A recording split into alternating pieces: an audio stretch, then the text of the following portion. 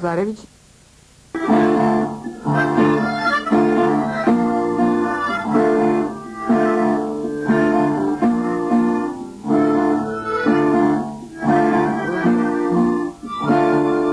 Godina je 2001. i upravo u njoj obeležavamo prvu petoljetku od uvođenja interneta u komunikacioni sistem Srbije. Uvodili smo mi ovde kod nas u međuvremenu sve i svašta, od diktature do demokratije i nazad, ali se internet ubedljivo najbolje primio, i pored očajne telekomunikacije.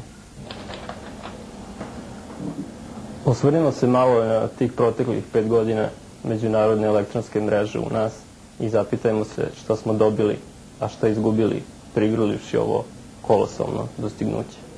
Dobili smo mnogo, to je očigledno, možda čak i previše. Neprekladni okean informacije u koji mi ponekad preko tastatura bojažljivo zamočimo prste.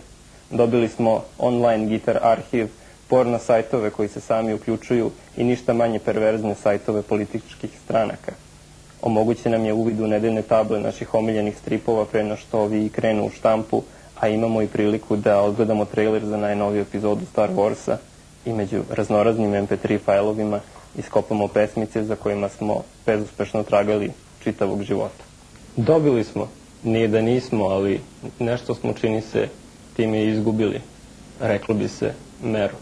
Da, internet nas uvek zapljusne sa mnogo više podataka nego što tražimo, ili u svakom slučaju više nego što naši siroti mozgovi mogu da prime. Kad nam to još i godi, pa svoje upijanje informacija protegnemo na 10-ak dana, ali nekad nam se u halapljivoj radosti saznanja na jednom sve izgadi, kao kad se prejedemo svog omiljenog kolača. Ko bi rekao da će jedan takav spoj tvorbenih mehanizama koji je 1960. sasvim slučajno nastao u sklopu Advanced Research projekta američke armije, takozvanog ARPANET-a, izđikljati u neprikosnoveni informativni autoritet 21. veka? I ko bi rekao da će prvi e-mail koji je 1971. samom sebi poslao kompjuterski inženjer Ray Tomlinson prerasti u najrasprostranjeniji vid komunikacije među stanovnicima planete Zemlje? Eto i kod nas u Srbiji svedoci smo toga da ljudi sve ređe odlaze kod komšije na kafu, ali se zato preko mreže siti napričaju s nekim iz Milvokija ili Dubaija. O udvaranju, da ne kažem muvanju, ovim putem da i ne govorimo. Što se omladine tiče, čini se da su svi digli ruke od kafića i podijuma za igru i spopadaju jedni druge isključivo preko kompjuterskih linkova, bez obzira na geografsku širinu i dužinu. Koliko ste puta čuli da je neko otišao u Južnoafričku republiku ili u Belgiju da tamo živi, zato što je baš tamo preko interneta pronašao svog idealnog partnera? Često.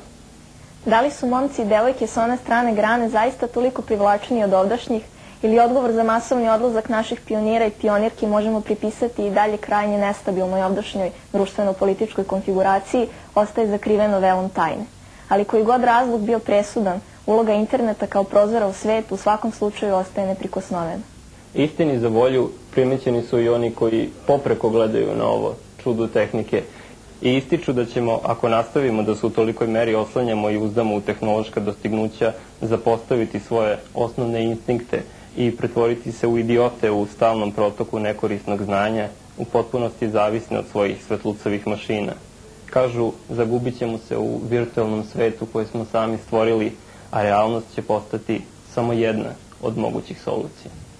Ostaje nam samo da se nadamo da dotični fatalisti nisu u potpunosti u pravu i da verujemo da se naš prozor u svet neće jednog dana pretvoriti u crnu rupu.